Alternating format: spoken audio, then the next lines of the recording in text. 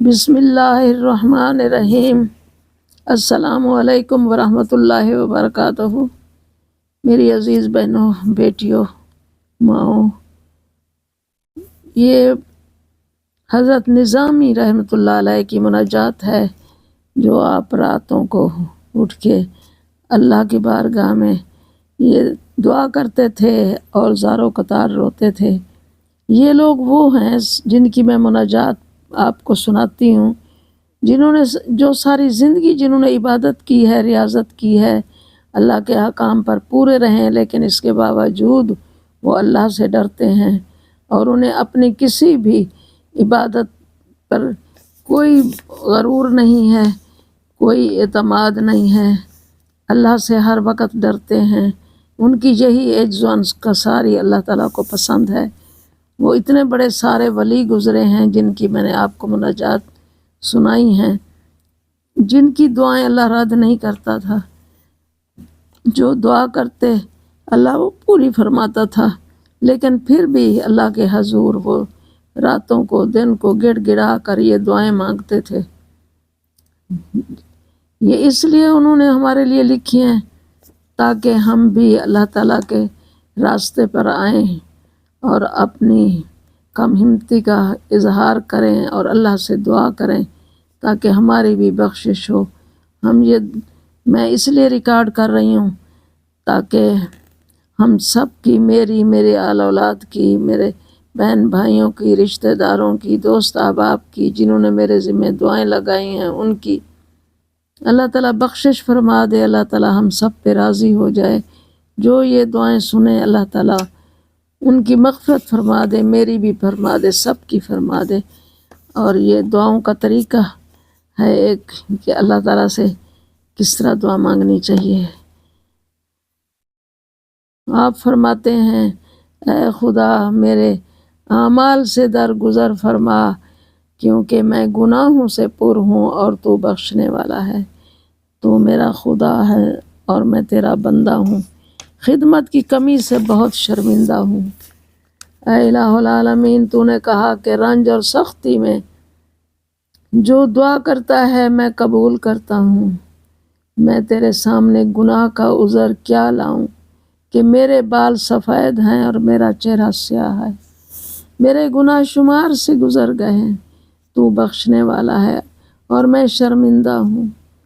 ہم نے سوائے گناہ کے کوئی کام نہیں کیا، تمام عمر ضائع اور تباہ ہو گئی۔ چونکہ ہم نے بندگی میں کمی کی ہے، اس لیے شرمندگی کے سمندر میں جا پڑے ہیں۔ ہم عاجز ہیں تو ہماری فریاد کو پہنچ، تو ہی عاجزوں کا فریاد رس ہے۔ جب میں جانتا ہوں کہ عاجز کو رہائی دینے والا تو ہے، اس عاجزی میں تجھ کو نہ پکاروں تو کسے پکاروں۔ اے خداوند تعالیٰ، اے رب العالمین، مجھے قیامت میں بدنام نہ کیجیو۔ میرے گناہ جو چھپے ہوئے ہیں ان کو ظاہر نہ کرنا۔ میں اپنے سرمایہ کو تیرے سپرد کرتا ہوں۔ تو کم و بیش کے حساب کو جانتا ہے کہ بندہ تیرا دعا گو ہے۔ یہ بندہ غلام تیرا دعا گو ہے، انہیں معافی چاہیے، ان کو معاف کر دیجیے۔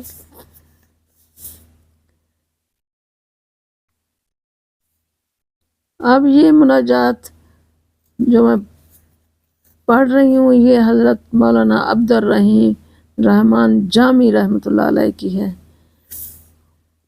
آپ دعا کرتے ہیں اللہ تعالیٰ سے، اے خداوند تعالیٰ، میں گناہوں کا بوجھ لایا ہوں، تیرے دروازے پر یہ بوجھ کبڑی پیٹھ پر لایا ہوں۔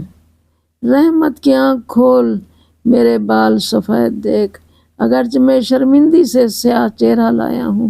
عاجزی اور بے کسی اور درویشی اور دل رنجی اور درد، یہ سب چیزیں تیری محبت کے دعویٰ کی گواہ لایا ہوں۔ میں نہیں کہتا کہ تیرے راستہ میں سال ہا سال رہا ہوں، میں وہ گمراہ ہوں کہ بس ابھی صحیح راستے پر آیا ہوں۔